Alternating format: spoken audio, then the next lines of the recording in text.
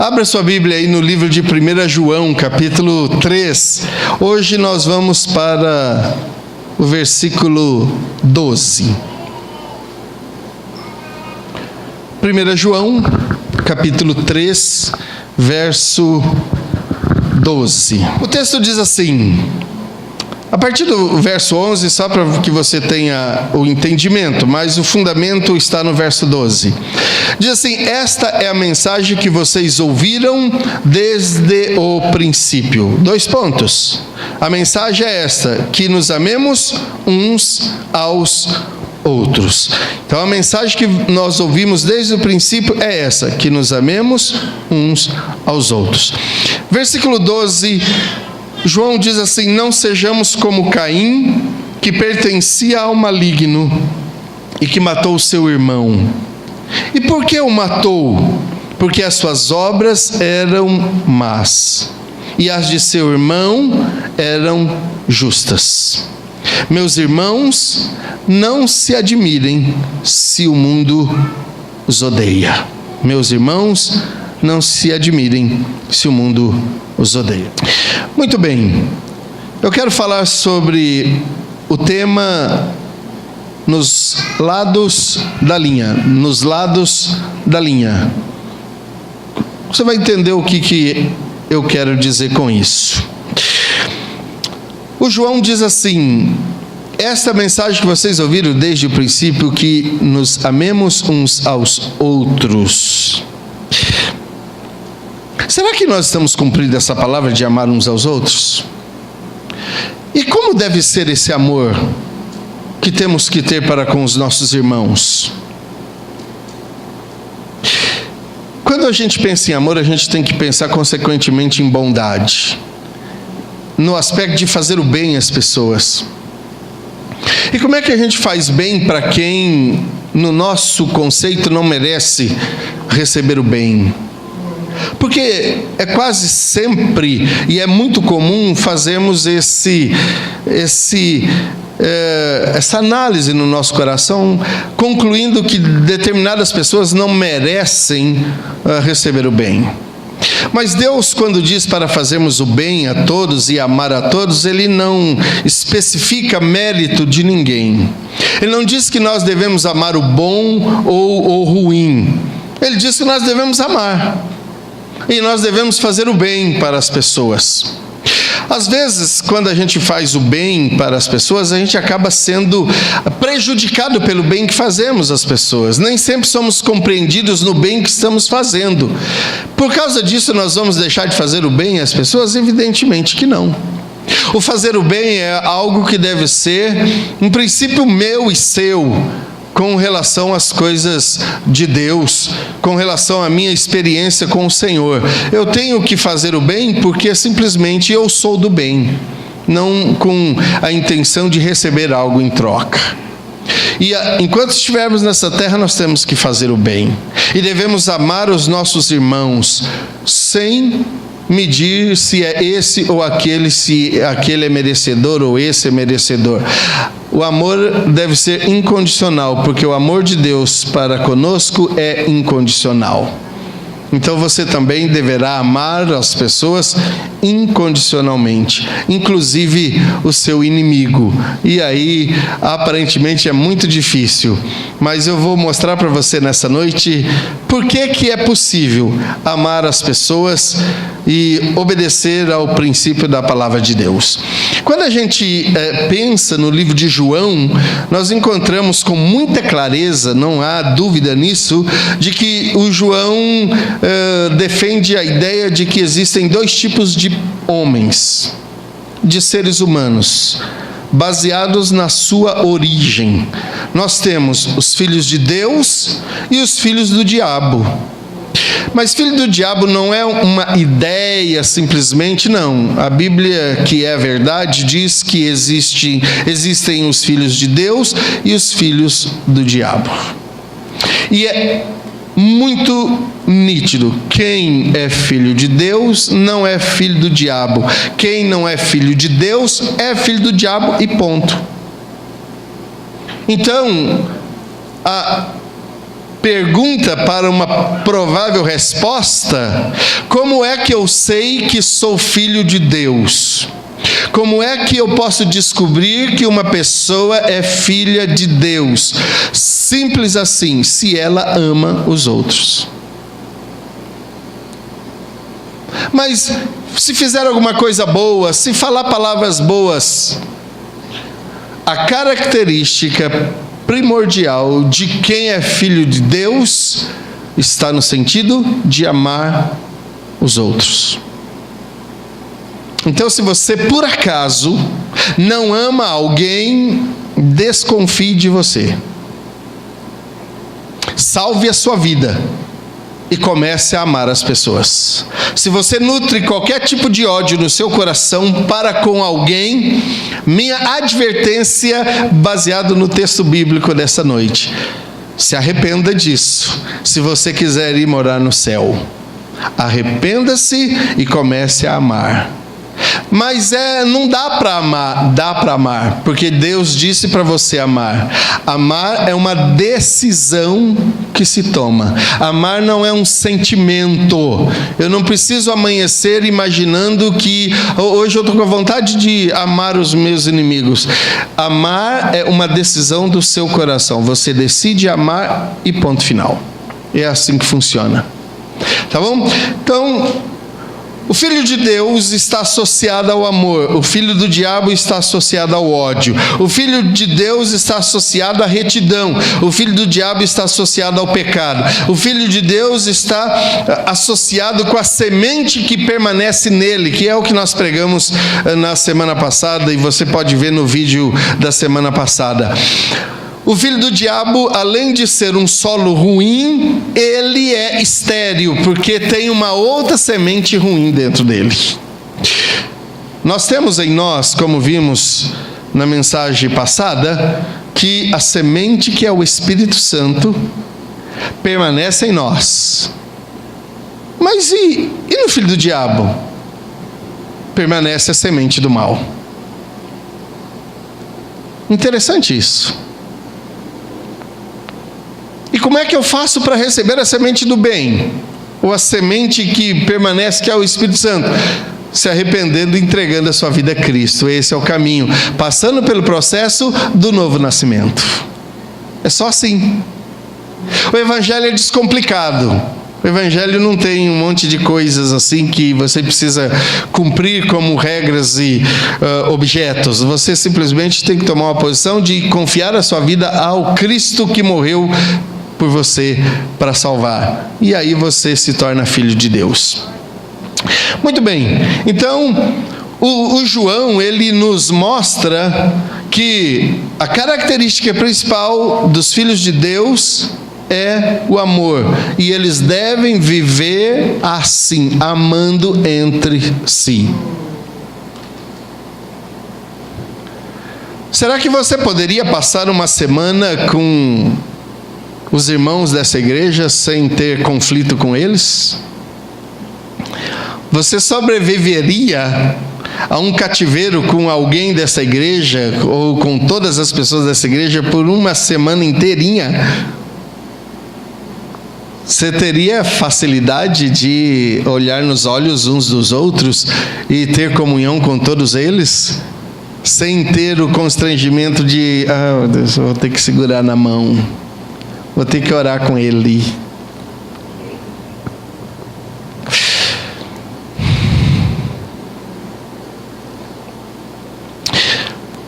O João diz que nós devemos obedecer aos mandamentos do Senhor. No texto que a gente está acompanhando aqui. Por que a gente deve obedecer o mandamento? Porque quando eu obedeço o mandamento do Senhor, eu permaneço nele. Quando eu obedeço os mandamentos, eu tenho a comunhão mística e transformadora com o Espírito de Deus. Quando eu obedeço os mandamentos do Senhor, eu recebo a salvação. E quando eu obedeço os mandamentos do Senhor, eu recebo a glorificação como fim maior. Agora observe isso aqui. O Espírito Santo é o agente da nossa moralidade. e não os nossos próprios impulsos. Eu quero explicar isso para você com mais dedicação. Por mais bonzinho que você seja, por mais boa praça, boa pessoa, boa gente, por melhor afeiçoado ou apessoado que você seja, por melhores que sejam as suas intenções e os seus pensamentos e os seus raciocínios, isso jamais te habilitará para viver uma vida na moralidade e no padrão de Deus. Nós só conseguiremos cumprir a palavra de Deus porque o Espírito de Deus é o agente dentro de nós. Porque senão, as pessoas que praticam boas obras ou que fazem coisas boas por aí para os outros, elas teriam a tendência de pensarem que elas podem ser moralmente agradáveis diante de Deus, mas não são. Não são as nossas obras que fazem Deus se aproximar de nós. O que faz com que Deus tenha gosto de relacionar-se com você é a presença do Espírito Santo na sua vida. Deus bate papo com você a partir do momento que o Espírito Santo está na sua vida. Não tente simplesmente começar a desenvolver um relacionamento com Deus sem a presença do Espírito de Deus. E por que isso seria impossível? Porque é o Espírito de Deus que nos convence do pecado, da justiça e do juízo. Sem esse convencimento do Espírito de Deus na minha vida, eu não consigo acessar as coisas espirituais.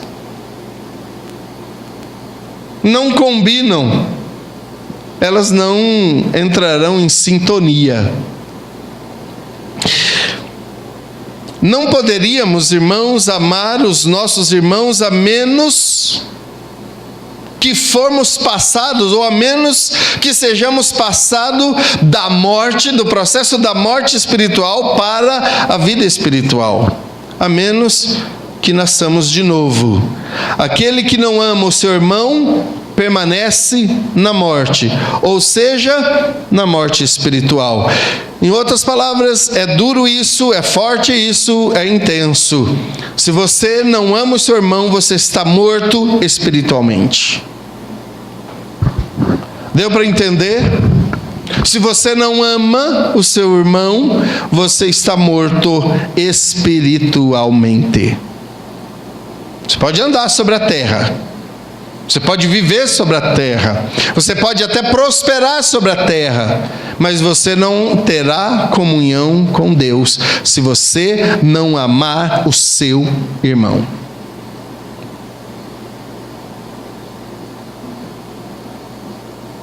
Em outras palavras, essa pessoa não nasceu de Deus, e aquele que não nasce de Deus não consegue amar ninguém. Mas vamos à história do Caim. Quem foi Caim, afinal de contas? Porque João diz assim, no versículo 12: para não sermos como o Caim, que pertencia ao maligno. E por que o Caim matou o irmão dele? Porque as suas obras eram más e as de seu irmão justas. Quero levá-lo, então, convidá-lo para lermos o livro de Gênesis, capítulo 4. Por favor, abra sua Bíblia no livro de Gênesis, capítulo 4. Aí está a história do Caim. O Caim era o primogênito de Adão e da Eva. Ou seja, era o terceiro homem da terra. O terceiro ser humano da terra. O primeiro foi Adão, o segundo ser humano foi Eva, e o terceiro ser humano da terra foi o Caim. O quarto ser humano da terra foi o Abel. Nós vamos olhar a história do Caim. O texto diz assim no versículo 1: Adão teve relações com Eva, sua mulher, e ela engravidou e deu à luz Caim. Disse ela: com o auxílio do Senhor tive um filho homem. Voltou a dar à luz, desta vez Abel, irmão dele. Abel tornou-se pastor de ovelhas e Caim agricultor. Passado algum tempo, Caim trouxe do fruto da terra uma oferta ao Senhor. Abel, por sua vez, trouxe as partes gordas das primeiras crias do seu rebanho. O Senhor aceitou com agrado a Abel e sua oferta, mas não aceitou Caim e sua oferta. Por isso, Caim se enfureceu e o seu rosto se transtornou. O Senhor disse a Caim: por que você está furioso? Por que se transtornou o seu rosto? Se você fizer o bem, não será aceito, mas se não o fizer, saiba que o pecado o ameaça à porta. Ele deseja conquistá-lo, mas você deve dominá-lo. Disse, porém, Caim a seu irmão Abel: vamos ao campo. Quando estavam lá, Caim atacou o seu irmão Abel e o matou. Então o Senhor perguntou a Caim: onde está seu irmão Abel? Respondeu ele: não sei. Sou eu o responsável por meu irmão? Disse o Senhor: o que foi que você fez? Escute, da terra o sangue do seu irmão está clamando. Escute. Está ouvindo, Caim? Da terra o sangue do seu irmão está clamando.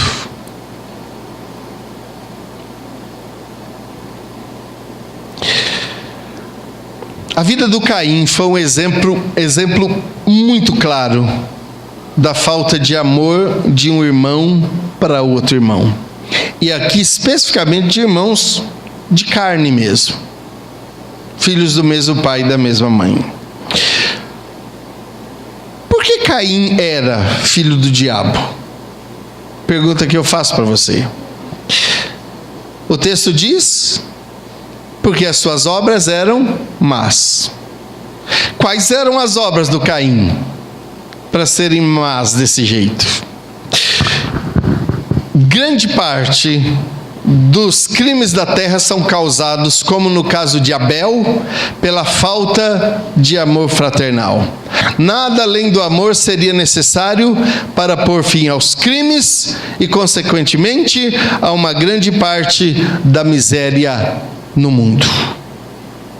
Se nós tivéssemos mais amor, nós não teríamos tantas guerras. O amor não faz guerra. O amor não mata. Você já ouviu muito, eu já ouvi muito a história de que matei por paixão, matei por amor, crime passional. Que amor é esse que tira a vida? Amor é sustentáculo de vida. Amor é protetor de vida. Amor não mata. Amor não mata. Amor edifica. O texto aqui não nos dá, o texto bíblico não nos dá muitas, com clareza, quais foram as obras do Caim. Mas, olhando a Bíblia como um todo, é possível extrair as possíveis obras do Caim. Eu quero fazer um paralelo com você nesse sentido. Preste atenção. Tentei colocar da maneira mais prática possível para você entender. Pense comigo que exista uma linha imaginária muitíssimo fina, a ponto de ninguém poder parar em cima dela, então não dá para ficar em cima da linha. Ou você está de um lado ou você está do outro. Preste muita atenção nessa colocação que eu vou fazer, porque se você entender isso, você entende o restante da mensagem.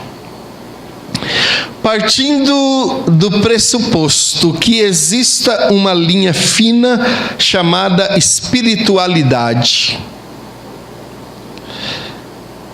em algum momento, Caim, que já vivia próximo demais da linha divisória da espiritualidade,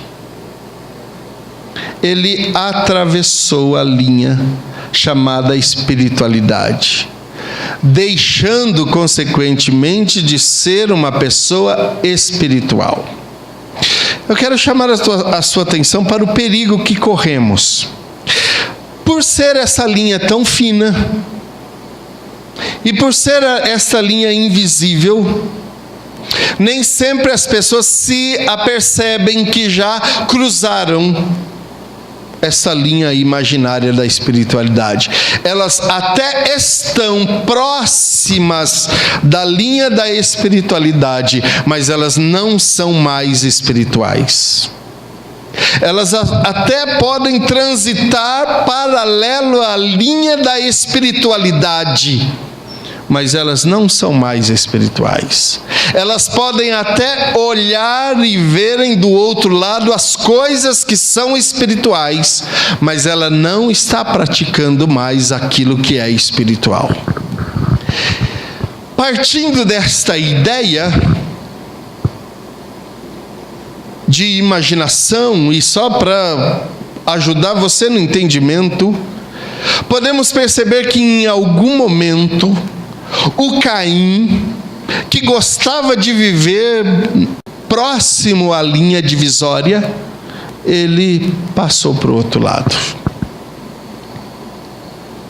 Começou o declínio do Caim.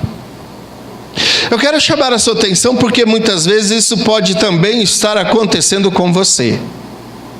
Você está em declínio espiritual e não está se apercebendo disso. Você não está dando contas de que a sua vida espiritual já era,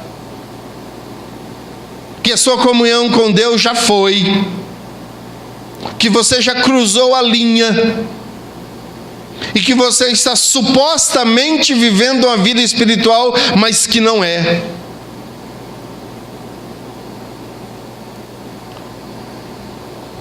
O Caim ultrapassou a linha. Em algum momento, ele se afastou de Deus. E todos aqueles que se afastam de Deus começam a desenvolver sentimentos e intenções que não são boas no seu coração. Pessoas que se afastam de Deus perdem a capacidade de amar. Pessoas que se afastam de Deus e que atravessam a linha se tornam incapazes de amar. Porque o Espírito de Deus, que é o agente do amor, não atravessa a linha com ninguém. Você que tem celular, em algum momento da sua vida você já viu um aviso na tela do seu celular assim: bateria em estado crítico. Ou seja, faça logo o que você tem que fazer, porque vai apagar tudo. E aí você corre e põe o carregador lá para não correr o risco de perder as suas informações. A tela aparece assim. Esse estado crítico é o que eu estou querendo dizer para você. Tem gente que está em estado crítico.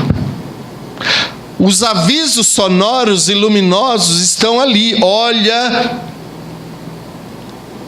usando uma outra metáfora, sabe aquela do coração que faz assim, pip, pip, pip, pip, pip, pip, pip, pip. Tem gente que já está no pip, pip, pip.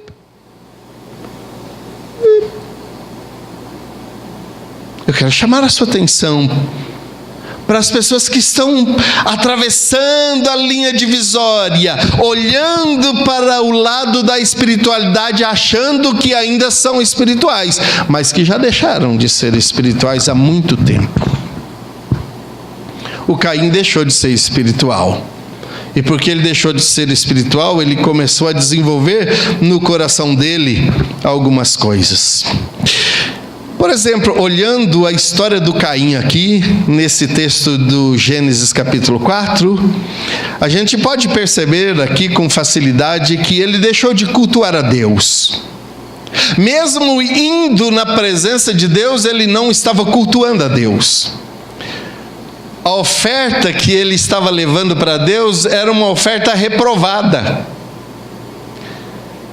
Ele estava do lado contrário da linha da espiritualidade, mas queria oferecer o seu sacrifício ou a sua oferta a Deus e ser agradável diante do Senhor com aquilo que ele não tinha preparado com todo o coração. Quando a gente olha para a oferta do Caim e do Abel, a gente fala, mas por que Deus não aceitou a oferta do Caim? Onde está o problema? É muito simples aqui. Se você olhar o texto, diz assim, que ele, no versículo 2, versículo 3, passado algum tempo, Caim trouxe do fruto da terra uma oferta ao Senhor. Pegou lá alguma coisa.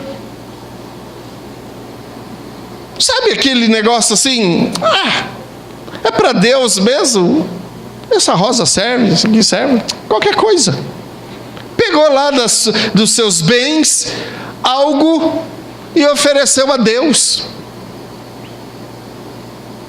Não houve sacrifício da parte dele. Ele simplesmente pegou, fez lá, montou talvez uma cesta bonita com algumas flores assim da terra. Ele era agricultor, colocou lá umas frutas, umas verduras e falou, toma Deus, uma oferta para o Senhor. Queridos, não é assim que funciona. Nós não podemos oferecer coisas para Deus de qualquer maneira. Isso mostra que Caim já tinha atravessado a linha da espiritualidade, estava bem distante dela. Meu irmão, quando você oferece a Deus o seu resto, quando você oferece a Deus aquilo que não faz sentido na sua vida, quando aquilo não denota nenhum tipo de sacrifício, não espere que Deus aceite de você. E como nós estamos nos habituando a dar a Deus o resto, o que sobra, damos maior valor às nossas próprias vidas, às nossas coisas, os nossos sonhos, as nossas intenções.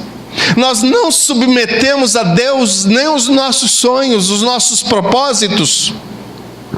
Nós dominamos a nossa vida, fazemos dela o que nós queremos, não submetemos a Deus a nossa vontade e os nossos desejos. E queremos que Deus nos receba, e queremos que Deus nos aceite. O Abel, diferentemente, ele foi lá, ele matou aquilo que era de melhor, ele pegou a melhor parte daquilo que era melhor. Ele pegou a parte gorda, a parte que tinha mais substância, a parte que fazia mais sentido, a parte que era mais desejada, a parte que era mais saborosa. E aí ele oferece a Deus. E a Bíblia diz que Deus se agradou dele primeiro e depois da oferta dele. Deus se agradou dele e agradou da oferta dele também. Quantas vezes a gente só quer que Deus, toma uma oferta aí. Mas ele olha e fala, dá licença, tudo bem, põe a oferta de lado ali, vamos ver a sua vida agora. O meu foco é a sua vida. Meu foco é o seu coração. Eu estou interessado em você. O meu relacionamento não é com a sua oferta. O meu relacionamento não está fundamentado no que você tem a me oferecer. O meu relacionamento está fundamentado na sua pessoa. Eu não me relaciono com coisas, com objetos. Eu me relaciono com pessoas, diz o Senhor para você nessa noite.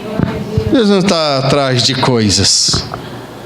Não está atrás de coisas que você possa oferecer a Deus. Deus está atrás de ter relacionamento. Deus está buscando pessoas que queiram relacionamento com Ele.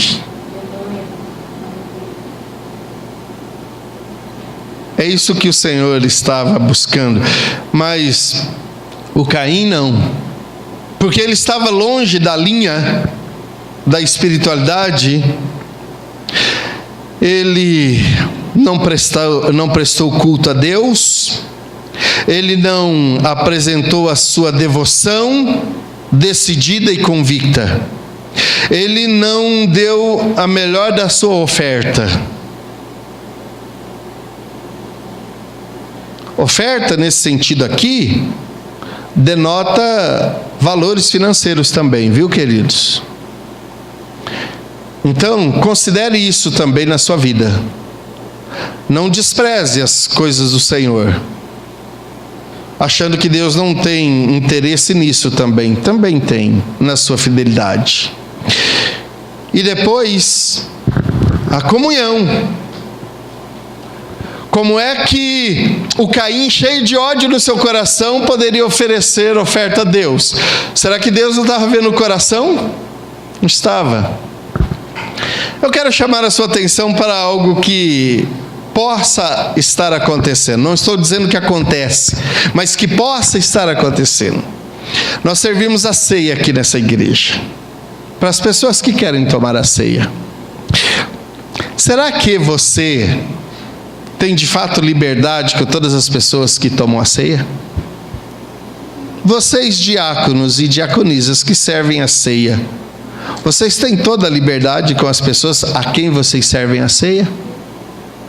Vocês podem olhar nos olhos das pessoas e dizer: olha, meu irmão, que alegria eu servir a ceia para você?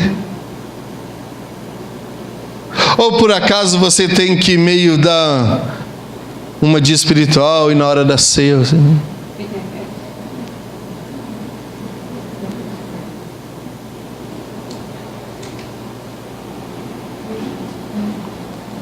E você acha que Deus vai aceitar a sua oferta? Está aí a razão de tanta tristeza no seu coração. Está aí a razão de tanta doença. Está aí a razão de tantas decepções. Quando eu penso que Deus é tolo, quando eu penso que Deus não está vendo as intenções dos nossos corações,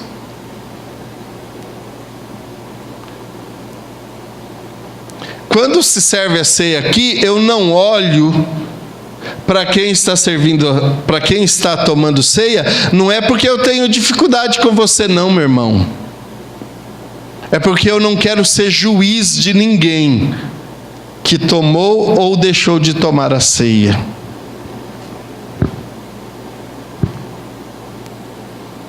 Mas Deus conhece o nosso coração. Às vezes estamos muito próximos da linha da espiritualidade, até estamos vendo as coisas espirituais, em alguns momentos até praticamos as coisas espirituais, mas eu estou do lado de cada linha.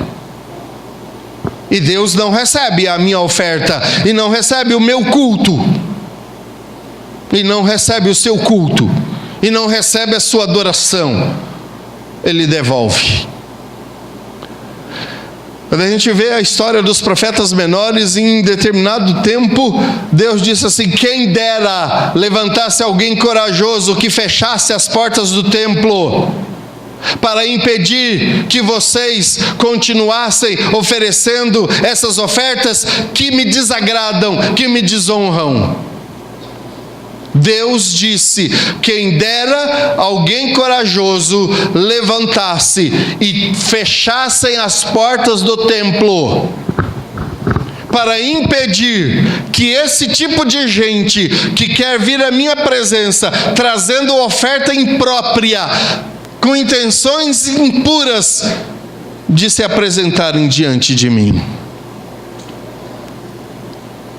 Nós não podemos fechar as portas desse templo para que as pessoas deixem de entrar aqui ou não.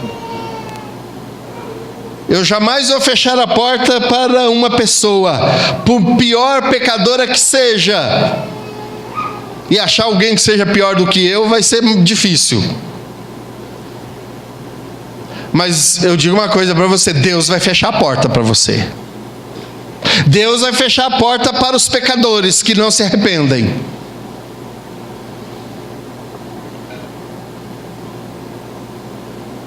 E esse dia vai chegar. em que se baterão na porta, e a porta estará e continuará fechada para aqueles que não amaram, para aqueles que não ofereceram o culto do jeito que precisa ser. Quando a gente pensa na Bíblia e nas coisas da Bíblia, eu particularmente consigo perceber que há um limite crítico de serviço a Deus. Minha visão humana, eu consigo perceber que parece que Deus vai tolerando a gente até o nível crítico de espiritualidade. Está só o pozinho, mas a mão dele está estendida ainda. Está só a rapa, mas a mão dele ainda está sustentando. Até o momento que se ultrapassa a linha do nível crítico. Aí aquele que era reconhecido como filho de Deus, imediatamente após é reconhecido e achado entre os filhos do diabo agora. Porque a linha é estreita. Eu não sei definir quem está de cada lado. Eu não sei definir. Você pode me olhar com um olhar de piedade, de bondade, de amor, de companheirismo, de serviço a Cristo, de comunhão.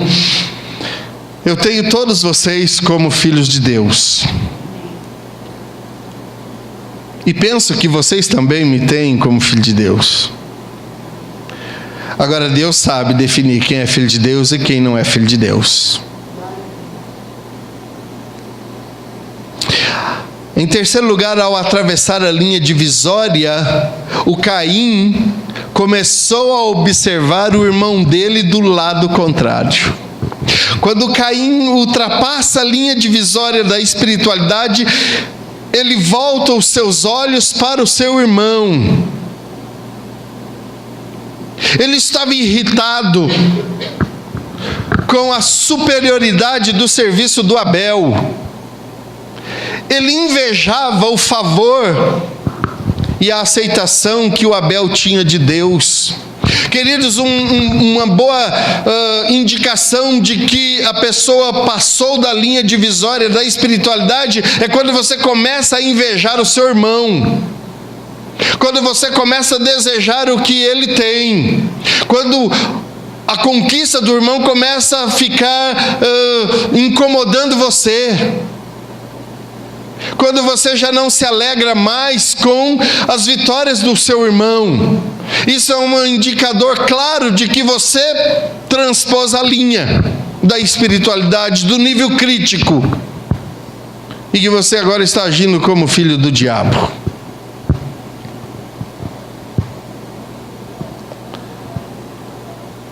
Não tem coisa pior para o filho do diabo do que ver o filho de Deus sendo aceito na presença de Deus e a oferta dele sendo recebida diante de Deus. O Caim desenvolveu um sentimento de inveja e desenvolveu, consequentemente, um sentimento de desprezo. E ele começou a odiar o seu irmão. Quando se atravessa essa linha divisória, a inveja começa. Tem uma ilustração que eu achei muitíssimo interessante. Chama-se o quebrador de pedras. E diz assim, que certa vez um sujeito muito simples que ganhava a vida quebrando pedras, ele era de boa saúde, tinha emprego de quebrador de pedras, mas vivia permanentemente insatisfeito. Um dia ele passou em frente da casa de um homem muito rico e sentiu uma inveja terrível daquele homem rico ao vê-lo cercado de bens valiosos e de pessoas importantes. E aí ele então diz assim: ah, como eu queria ser aquele homem. E diz a ilustração e a história que, inexplicavelmente, num momento num plim, ele foi colocado no lugar do homem rico. E lá estava ele agora. Mas quando ele ia começar a usufruir do luxo que agora ele tinha na sua vida, passou em frente da casa dele, que agora era de uma casona, uma casa rica, ele rico, passou um general com seu uniforme montado num cavalo maravilhoso. E todas as pessoas se curvavam em reverência aos atos heróicos do general. O quebrador de pedras, então, do seu lugar de riqueza, ele sentiu inveja. E ele desejou ser aquele general. Mais uma vez, plim! Lá estava ele em cima do cavalo, vestido com todo a pompa de um general. Mas quando ele ia começar a desfrutar do prestígio do general, ele cai do cavalo. Porque o sol estava muito forte. E aí ele, virando para o sol, ele desejou o seu sol. E num plim, ele vira o sol.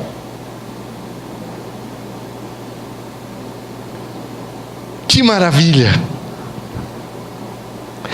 Cheio dos seus raios poderosos, do seu calor intenso.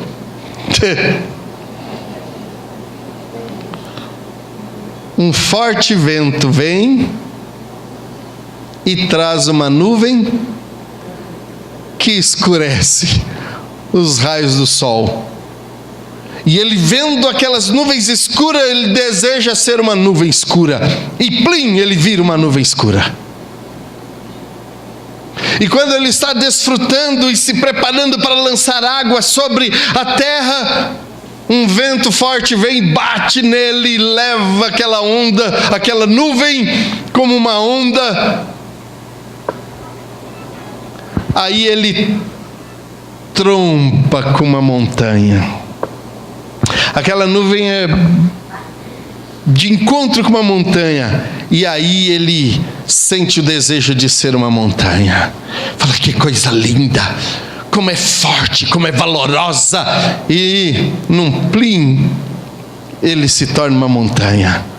E aí, quando ele começa a desfrutar das alegrias, da solidez de ser uma montanha, ele escuta na base da própria montanha um barulho de um quebrador de pedras. Pá, pá, pá. E aí, consequentemente, ele olha e fala assim: queria ser um quebrador de pedras. E volta a ser o que ele era desde o começo. Queridos, a inveja é uma doença. A inveja é uma doença terrível que consome os ossos. O Caim estava doente por causa do irmão dele.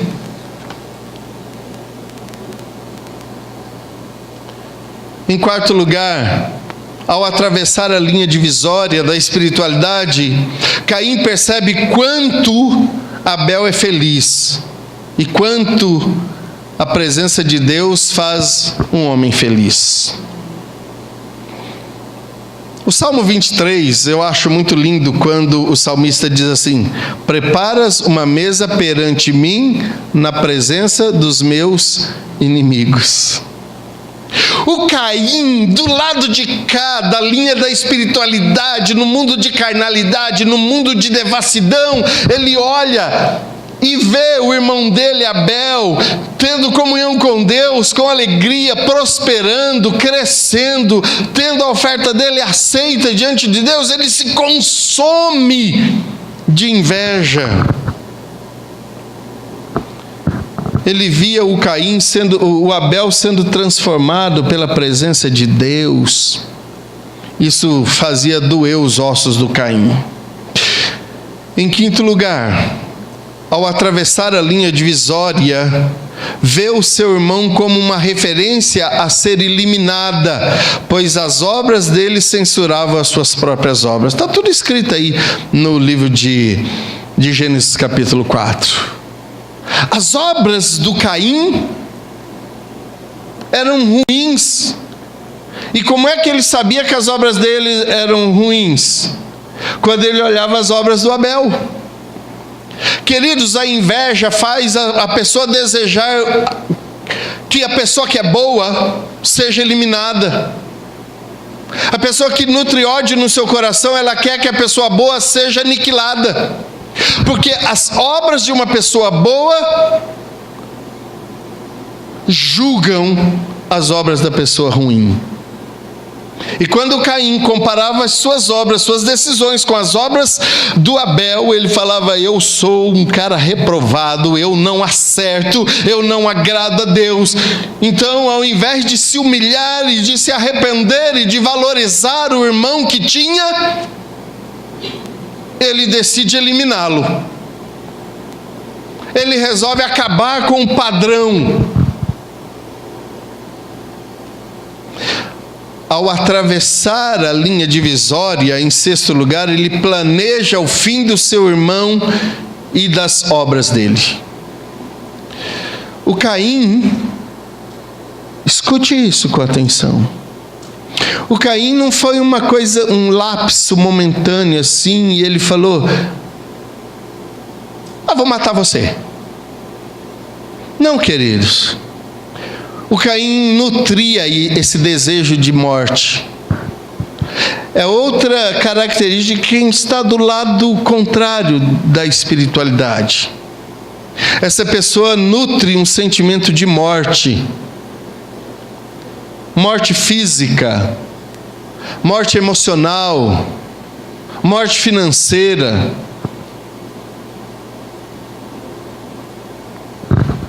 Nós recebemos vida para gerar vida. Não é possível que uma pessoa que tem o Espírito de Deus queira a morte de alguém. Eu gosto muitíssimo da história do Eliseu. Quando os inimigos de Israel estavam tomando a cidade, ele diz para o Geazi: ô Geazi, você está apavorado? Olha lá, ó. Está vendo o povo que está conosco, como eles são grandes e tudo? Coisa maravilhosa, lindo de se ver. Nós temos conosco gente que vai lutar conosco. Mas aí acontece uma coisa extraordinária. O Eliseu ora e todo mundo fica cego. E aí ele fala: me acompanhe. Eu fico imaginando aquela filhinha de festa de criança que um fica com a mãozinha assim no outro e vai aquela filhinha. Os inimigos todos vão entrando na cidade de Samaria. Se não me falha a memória, é a cidade de Samaria. Vão entrando, aqueles monte de inimigos. Aí o Eliseu fala: Senhor, agora abre os olhos deles. E eles abrem os olhos e estão rodeados pelos seus inimigos agora. O rei, todo pomposo, diz: vamos mandar espada geral, vamos matar todo mundo. O Eliseu olha assim: ô rei, foi você que capturou essas pessoas? Não. Então como é que você quer matar alguém aqui? O que você vai fazer, rei? Você vai cuidar dessas pessoas, dar roupa para quem está sem roupa, vai curar dos ferimentos de quem está ferido e vai dar comida para eles e libertá-los. Oh, pelo amor de Deus, Eliseu, você está maluco? Ele diz: não, querido, é assim que quem serve a Deus trata as pessoas.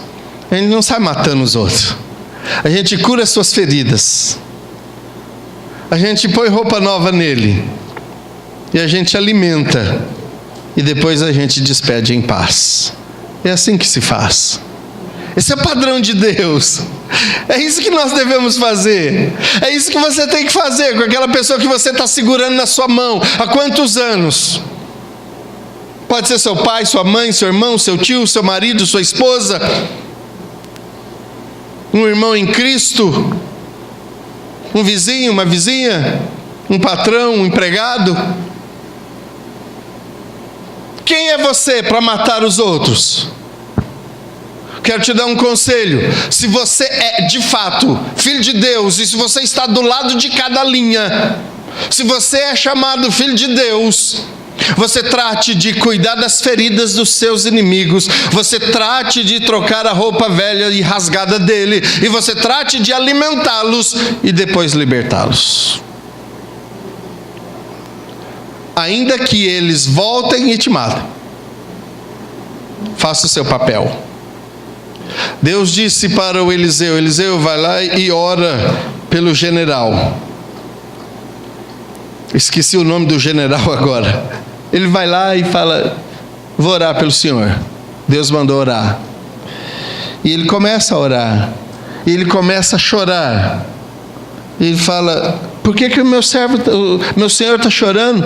Ele falou: eu estou chorando porque eu estou vendo o que você vai fazer com o meu povo.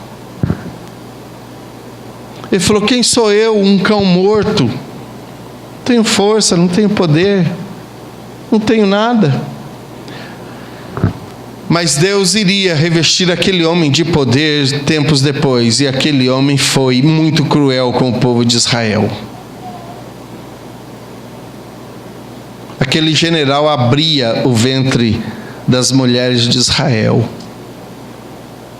simplesmente para ver o feto cair. Mas Deus disse: vai lá, Eliseu, e ore por ele, ore pelo bem dele. O Naamã, a mesma coisa. O Naamã era inimigo de Israel.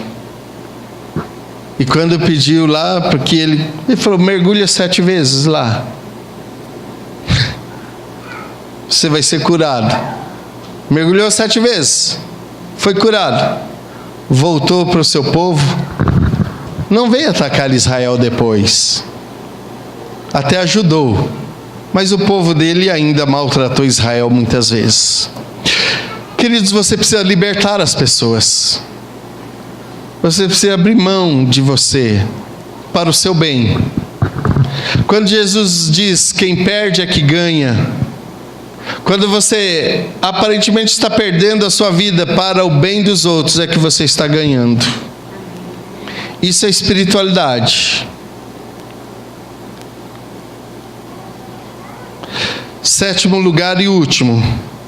Ao atravessar a linha divisória, o Caim põe em prática o seu plano.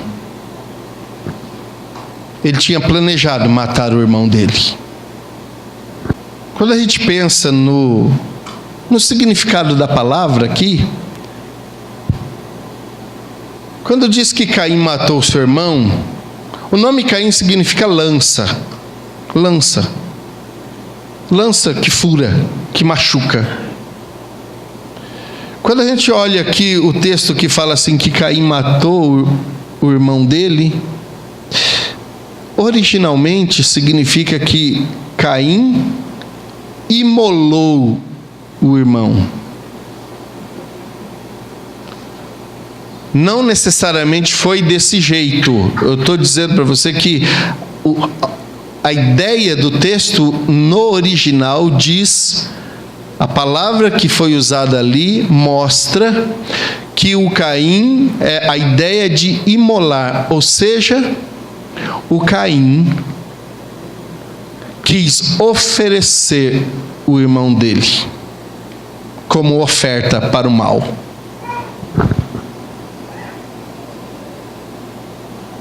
Ele sacrificou o irmão dele como uma oferta para o mal. Escute isso. Tinha o Adão, tinha a Eva e tinha o Caim. Adão e a Eva, junto com Abel, eram os filhos de Deus. E o Caim com seus atos mostrou que ele era filho do diabo. O próprio João diz que o diabo foi homicida desde o início. O Caim planejou e executou a morte do irmão dele. Ele diz: vamos ao campo. Para onde você está convidando o seu irmão? Você está levando o seu irmão para os campos da vida? Com que intenção você está levando o irmão para o campo? Se tem um lugar para onde nós devemos levar os nossos irmãos, é para a presença do Senhor. Qual é o papel desta igreja? Qual é o papel da igreja? Qual é o seu papel enquanto cristão e filho de Deus? Evitar que pessoas passem, atravessem a linha divisória.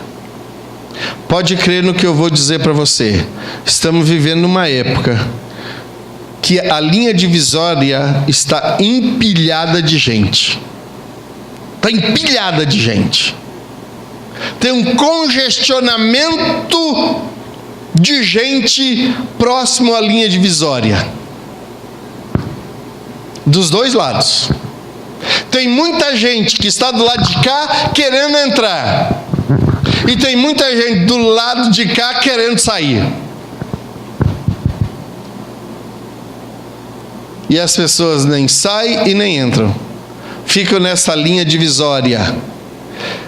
E eu encerro dando um conselho para você. Se tem um lugar que você precisa estar, não é próximo da linha divisória, mas o mais distante dela possível.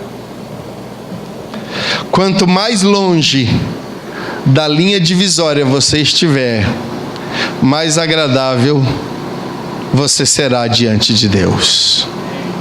Então, meu conselho para você, meu irmão, fique longe da linha divisória. Ore, clame a Deus, adore, sirva com alegria, ofereça seu culto ao Senhor, o mais longe da linha divisória possível. Não queira viver uma vida perigosamente, muito próximo. Quanto mais longe você estiver da linha divisória, com maior dificuldade você vai enxergar o lado ruim das trevas. Mas quem está muito próximo, vê as coisas muito nitidamente. Quer ter segurança em Cristo? Fica longe da linha. O mais longe possível.